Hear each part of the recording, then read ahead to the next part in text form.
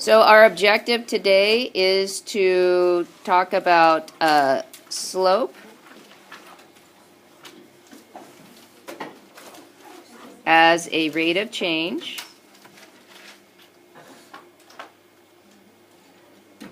and the slope formula.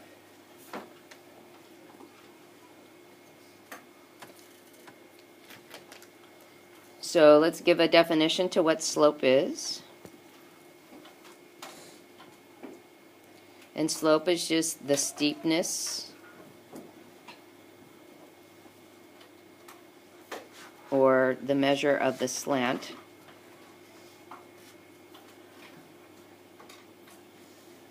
of a line. Okay. And you guys dealt with slope from a particular perspective last year.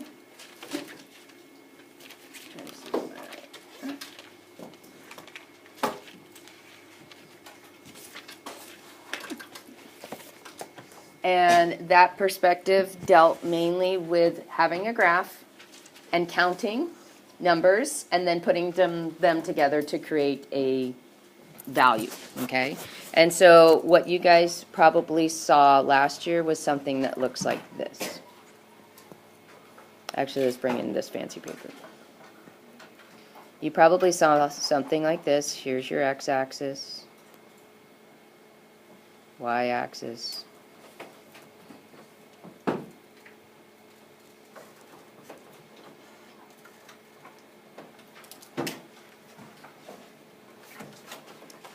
numbers written in,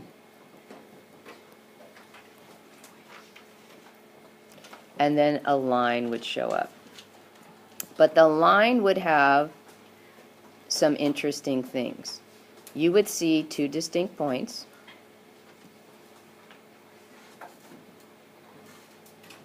and your teachers probably said, okay, your job is to get from one point to the other. And we know some things about number lines, and we know something about coordinate grids, that if we go right, it's a positive direction. If we go left, it's a negative direction. If we go up, it's a positive direction. If we go down, it's a negative direction. So we can use those signs to help us when we are moving from one point to the other. So it doesn't matter whether we move from the bottom point to the top point or the top point to the bottom point, okay? And so they would say, okay, let's figure out how far up I would have to travel to get from the bottom point to the top point. And then you would literally just count. 1, 2, 3, 4. And you say, it took me 4 to get up to the same level as that other point. And then you said, okay, how far over do I need to move in order to get to the point? And I moved to the right twice, so that was a positive 2 move. Now, your teacher may have put labels on those two numbers. They may have said, let's call this number a rise number, because you are rising from one number to another, okay? And they said, let's go ahead and give this guy a name. We're going to call him run, because when we run on a horizontal surface, and that's the direction I had traveled. And so they said, you can figure out the slant of that line by doing this. Slope equals rise over run. So you put your numbers in, and then if you could, you would reduce to lowest terms. And you would say the slope or the steepness of that line is a 2. Okay? Great. But look what you had. You had to have a graph. You had to see 2 points that crossed that were integers, coordinates that were integers. You had to count, and you had to count accurately, and a lot of people didn't draw the little picture, so they got off by one number.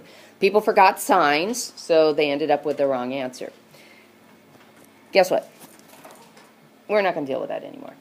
Okay, we're going to deal from a big boy, big girl perspective of what slope is actually, because we now understand this notion of coordinates. We've been using them. We have an idea how to work out with them. So let's change the tables.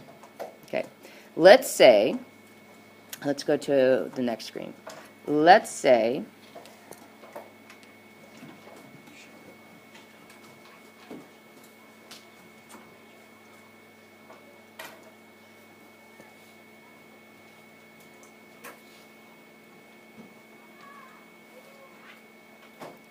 we have this.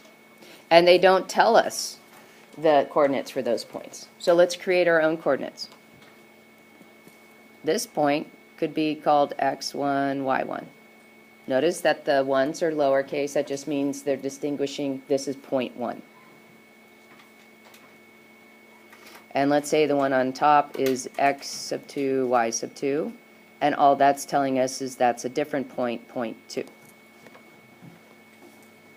If I wanted to figure out the difference of this vertical line, which of the coordinates am I going to be doing math with?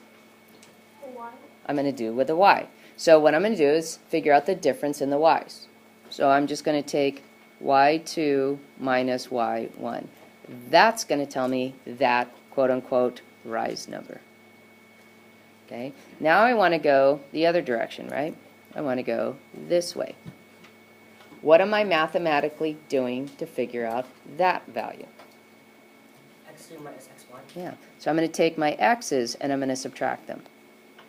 Okay, couple things I need you to notice. And by the way, that's the one we called run. Very important that you notice this.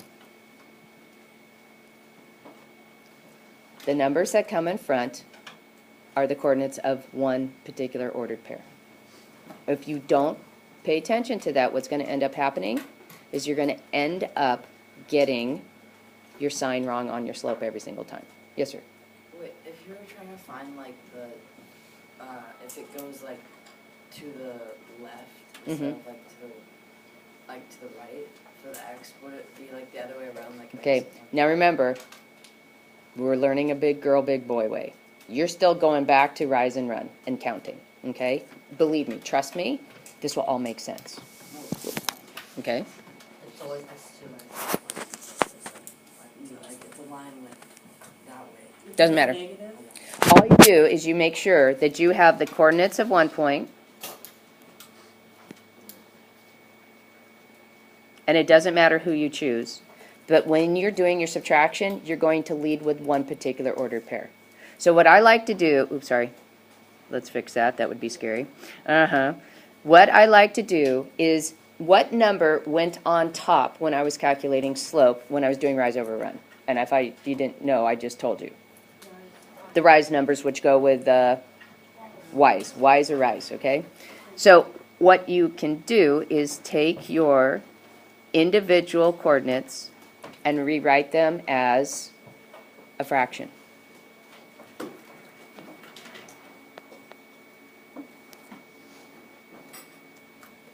Okay? Connect them up, and you're going to find their difference. Okay?